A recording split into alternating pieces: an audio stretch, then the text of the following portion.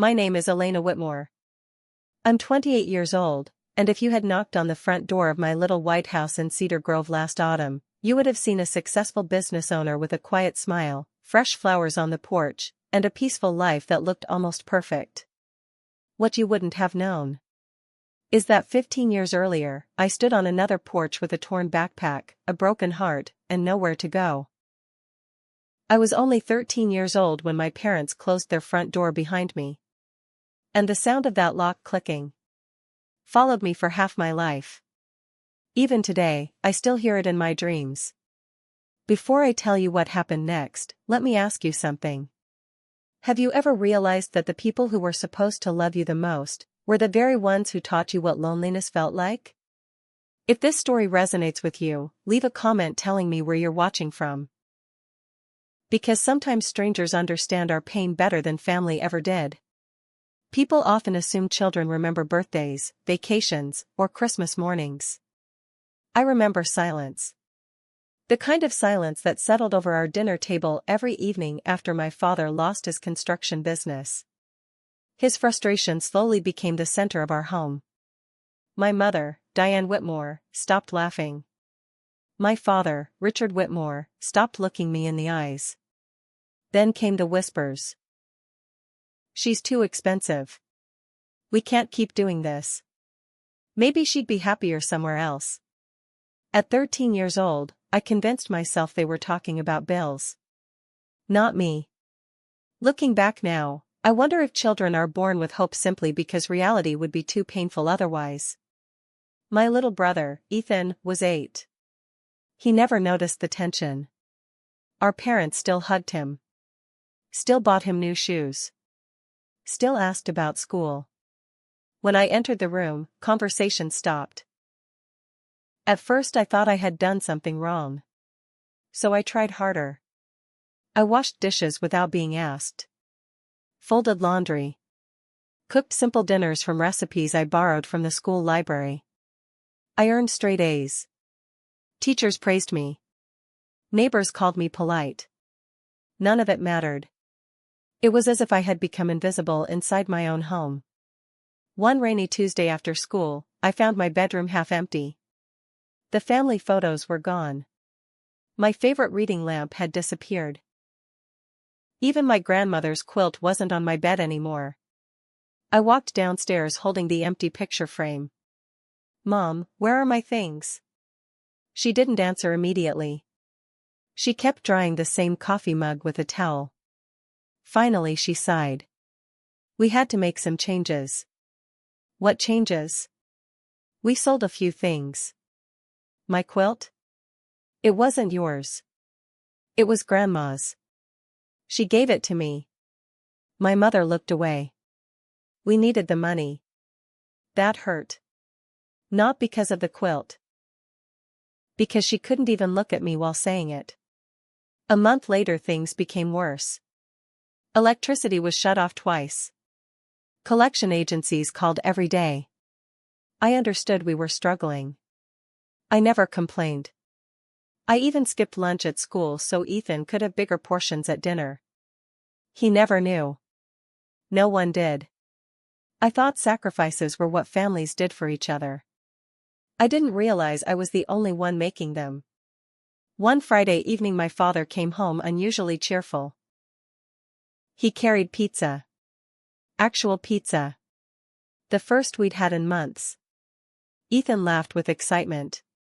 Mom smiled. They talked about fresh starts. New opportunities. Better days ahead. For a few hours, I thought everything was finally changing. I even laughed when Ethan accidentally spilled soda across the table. Dad laughed too. It was the first time I'd heard that sound in over a year. I wanted to believe we were becoming a family again. Sometimes hope is the cruelest thing. Because it makes disappointment hurt twice as much. The next morning Dad asked me to pack a backpack. Just enough clothes for a weekend. "Where are we going?" "Your aunt's place." I was excited. Aunt Melissa always baked cinnamon bread. She told funny stories. She treated me like I mattered. I packed carefully. 3 shirts. Jeans. My library book. Grandma's necklace, the only thing left that reminded me of someone who had truly loved me. As we drove across town, something felt strange. Dad barely spoke. Mom stared out the window. Neither of them turned on the radio. The silence felt heavier than the clouds outside. We didn't stop at Aunt Melissa's house. We pulled into the parking lot of an old community center instead. I frowned. Dad? He turned off the engine. We're meeting someone. Who? A social worker. The words didn't make sense. I laughed nervously. What do you mean? No one answered. Then my mother finally spoke. We can't take care of you anymore. I waited for someone to say they were joking. No one did. I looked at Ethan. He was playing a game on Mom's phone. He had headphones on. He couldn't hear any of this. I whispered. What are you talking about? Dad rubbed his forehead. You'll understand when you're older. I don't understand now. It's temporary. How long? We don't know. Did I do something? No. Then why me? Silence. That silence answered everything. The social worker introduced herself as Mrs. Harper. She smiled kindly, but even at 13 I knew kindness couldn't fix what was happening. She offered me hot chocolate. I didn't want hot chocolate. I wanted my parents to say they had made a mistake. Instead, my father signed papers. My mother signed papers. Mrs. Harper signed papers. I just sat there. Because no one had asked me whether I wanted my life signed away. That afternoon I watched my family's car drive out of the parking lot. No hugs. No promises. No "we'll see you soon." Nothing. Just a silver sedan disappearing around the corner. I kept waiting for the brake lights to come back. They never did. Mrs. Harper gently placed her hand on my shoulder. They're gone, sweetheart. I nodded. But inside, something much deeper than tears had already broken. The emergency foster home was clean. The people were polite. They weren't cruel. But nothing smells like home except your own home. That first night I lay awake listening to unfamiliar footsteps. Every car outside made me hope my parents had returned. Every sunrise disappointed me. Days became weeks. Weeks became months. No phone calls. No birthday card. No Christmas visit. Nothing. Eventually Mrs. Harper sat beside me during counseling. There are some things you should know. I looked at her hopefully. Did they ask about me? Her eyes filled with sympathy. No. The word echoed inside me. No? She shook her head slowly. I'm so sorry. That was the day I stopped asking when I was going home. Because I finally understood. There wasn't a home waiting anymore. School became my escape. Books became my family. I buried every painful feeling beneath homework, reading, and dreams that felt impossibly far away. One teacher, Mrs. Lawson, noticed before anyone else. After class one afternoon she quietly said, "Elena, you're carrying something much heavier than your backpack." I smiled automatically. "I'm okay." She smiled gently. "You don't have to be okay every day." No one had ever told me that before. For the first time in months, I cried. Not loudly. Not dramatically. Just enough for someone to finally see me. Years later, I would realize that healing rarely begins with grand gestures. Sometimes, it begins with one person refusing to look away. If you're enjoying this story, like and subscribe because it truly helps. Because stories like mine remind us that even after unimaginable heartbreak, hope can still find us in unexpected places. A few weeks before my 14th birthday, Mrs. Harper called me into her office. She looked unusually nervous. There has been a development. My heart immediately raced. Did my parents call? She hesitated. No. Then what is it? She slid a thick manila folder across the desk. This arrived this morning. My name was written across the front in handwriting I recognized instantly. It was my mother's. My hands began to shake. 4 months. She hadn't contacted me once. So why? After all this time. Had she finally written? And why did Mrs. Harper look so worried before telling me to open it? My fingers trembled so badly that I could barely lift the flap of the envelope. For months, I had imagined this moment. I had rehearsed every possibility in my head. Maybe it was an apology. Maybe they wanted me to come home. Maybe they had finally realized I wasn't the problem after all. Mrs. Harper didn't say a word. She simply sat across from me, watching carefully, almost as if she already knew whatever was inside would change something forever. I unfolded the first page. There were only 6 lines. Elena. We hope you're adjusting. We've decided it's best that you stay where you are. Please don't try to contact us anymore. This decision is final. Mom and Dad. That was it. No, we love you. No, we're sorry.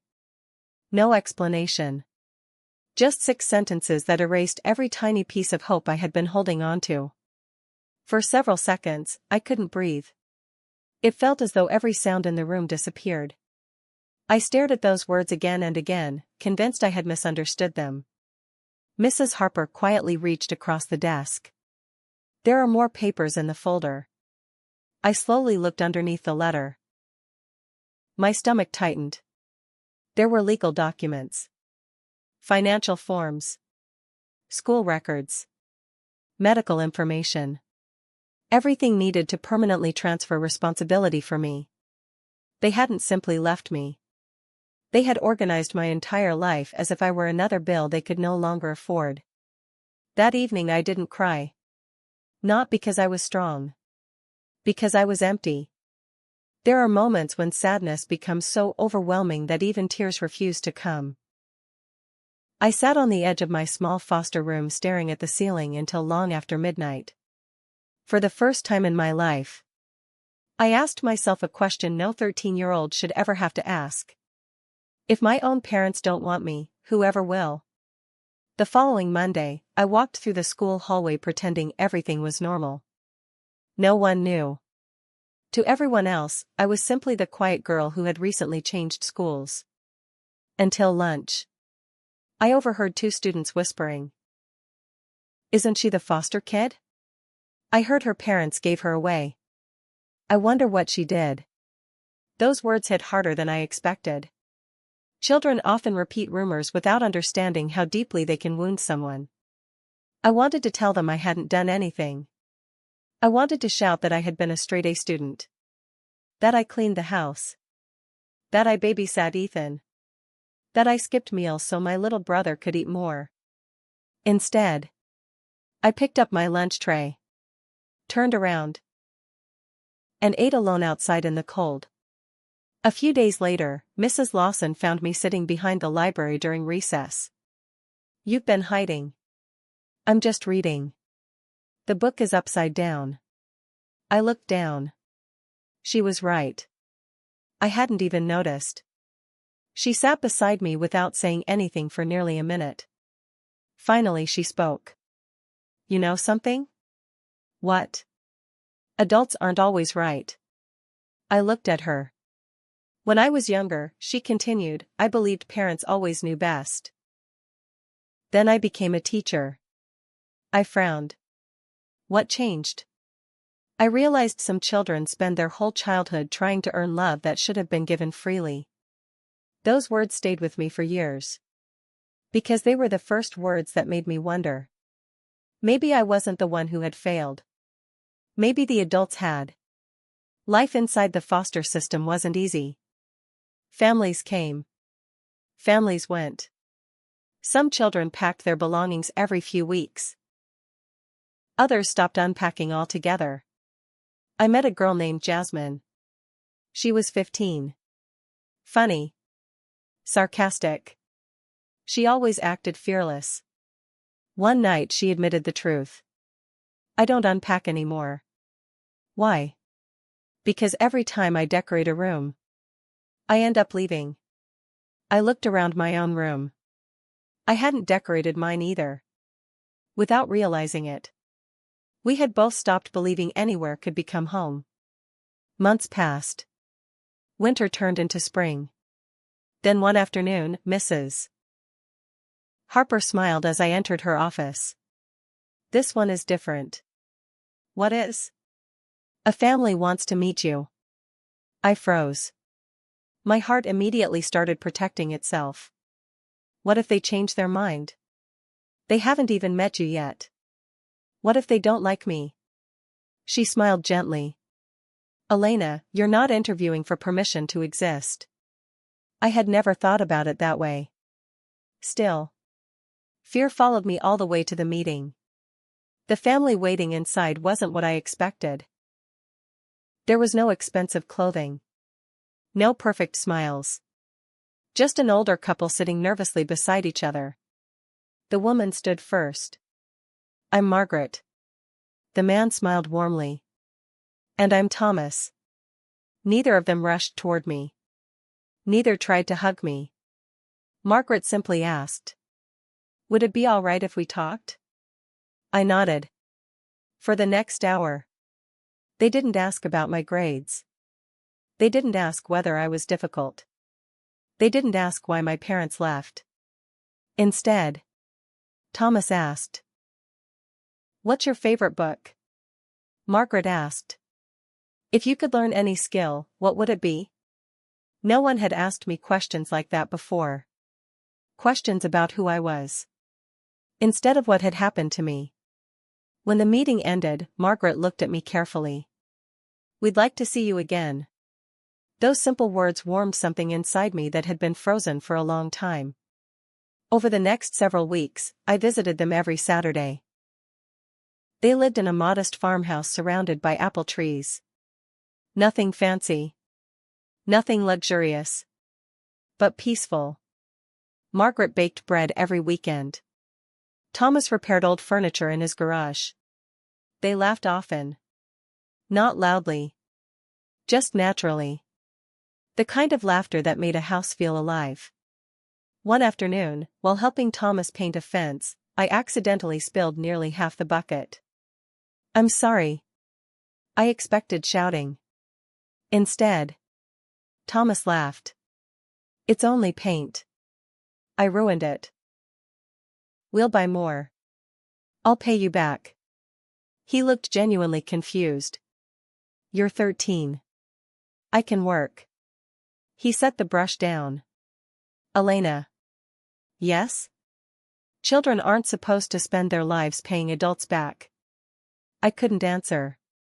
Because I had spent years believing love had to be earned. One evening, Margaret knocked softly on my bedroom door. She handed me a small wrapped package. It's not your birthday. I know. I carefully opened it. Inside was a handmade quilt. Blue. White. Soft. Almost the same colors as the quilt my grandmother had once given me. My throat tightened. I thought. Margaret smiled. Mrs. Harper mentioned your grandmother's quilt. Tears blurred my vision. I can't take this. Why not? It's too valuable. She gently touched my shoulder. Things become valuable because of the people who cherish them. That night, for the first time since I was 13, I slept without waking up from nightmares. Summer arrived. Life slowly began to feel different. Hope returned in tiny pieces.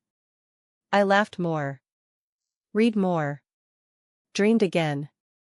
Then, everything changed in a single afternoon. Mrs. Harper received a phone call. I happened to be sitting outside her office when her voice suddenly became serious. I understand. A pause. What do you mean he doesn't know? Another pause. I'll tell her. My stomach twisted. She stepped into the hallway. Her face had completely changed. Elena. What happened? She took a slow breath. I've just spoken with someone connected to your former neighborhood. My heart immediately raced. Is Ethan okay? He is. Relief washed over me. But. She hesitated. There is something you deserve to know. I stood perfectly still. What is it? She looked directly into my eyes. Your little brother has spent the last year believing. She swallowed hard. That you ran away. Everything around me seemed to stop. The room. The voices. The air itself. Because if Ethan believed I had abandoned him, then someone had lied to him. And suddenly, I realized my parents hadn't just erased me from their lives. They had rewritten my story.